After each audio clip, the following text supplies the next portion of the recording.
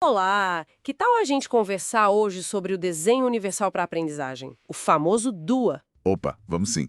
A ideia é explorar como esses princípios, baseados num material bem legal da Jaqueline Price e da Célia Vitaliano, podem guiar um planejamento de aula mais inclusivo, né? Exato. É um ponto-chave hoje em dia. A nossa missão aqui é mais entender como o DUA pode, na prática, ajudar o professor a atender às diferentes necessidades de aprendizagem da turma toda. Isso. E isso é super relevante aqui no Brasil, né? Porque a Constituição garante educação para todos lá desde 88, mas a gente sabe que formar professores para essa inclusão de verdade ainda é um desafio. Tem estudos que apontam isso. Pois é, a formação ainda pega. E o ponto central do material é justamente esse.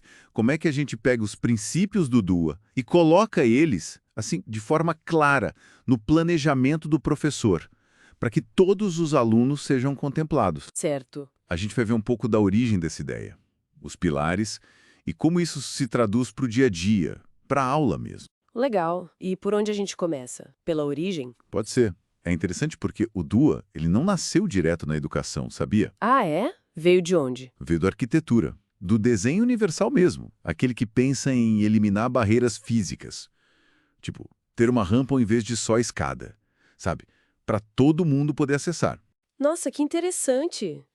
Faz sentido. Aí, lá pelos anos 90, uns pesquisadores lá nos Estados Unidos, do CAST, um centro de tecnologia aplicada a pessoal como Ann Meyer, David Rose, eles tiveram a sacada de adaptar isso. Adaptar para a educação. Como? Exato. A grande virada foi pensar não só no acesso físico ou só acesso à informação, mas no acesso à aprendizagem. Ah, entendi. O foco muda. Muda.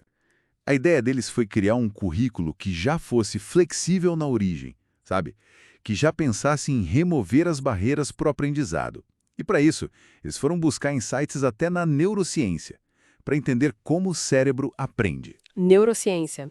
Então, essa conexão com o cérebro levou a alguns princípios básicos, né? Isso, são 3 princípios-chave, que vêm de como o cérebro funciona. O primeiro é oferecer o conteúdo de múltiplas formas. É o que da aprendizagem. Múltiplas formas. Tipo, Tipo, não só texto. Usar vídeo, áudio, imagem, esquema, porque as pessoas aprendem de jeitos diferentes, né? total. E o segundo princípio? O segundo é dar múltiplas formas para o aluno mostrar o que sabe. É o como ele aprende e se expressa. Ah, para não ficar só na prova escrita, imagino. Justamente. Nem todo mundo se dá bem escrevendo.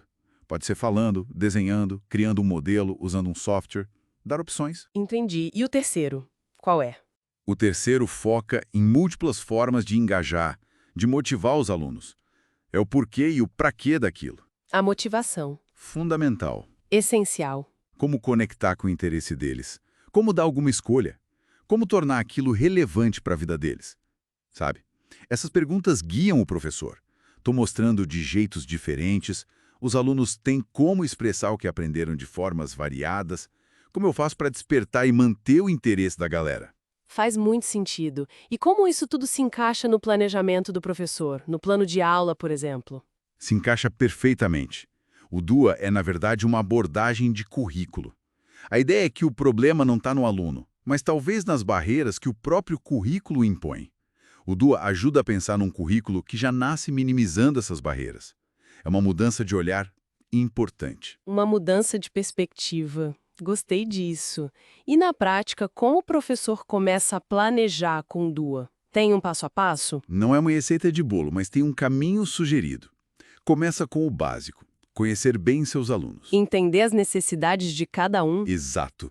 Como eles aprendem, o que funciona para eles. Depois, claro, definir os objetivos da aula, o conteúdo, os materiais, a avaliação. O normal do planejamento. Certo. E aí, em cada etapa dessa, aplicar os princípios do DUA para tornar tudo mais flexível. Pensar, por exemplo, para esse aluno surdo, que recursos visuais eu preciso? Libras, talvez. E para o aluno cego? Recursos sonoros, táteis, digitais. E embutir a flexibilidade desde o começo. E o legal é que, pelo que eu entendi, essa flexibilidade toda não ajuda só quem tem uma deficiência, né? De jeito nenhum. Essa é uma das grandes belezas do DUA. Beneficia todo mundo. Sério? Como assim? Pensa bem, quando você oferece mais de um jeito de aprender, mais de uma forma de mostrar o que sabe, você atinge mais gente. respeita ritmos diferentes, estilos diferentes, a aula fica mais rica para todos, o aluno ganha autonomia. Verdade. E isso deve ter um impacto positivo na turma toda, né? Com certeza. Algumas pesquisas até apontam que pode diminuir a evasão, aumentar a participação, a motivação, o ambiente de aprendizagem melhora. Mas não deve ser simples para o professor aplicar tudo isso sozinho, né? Imagino que a formação seja essencial. Essencial é a palavra.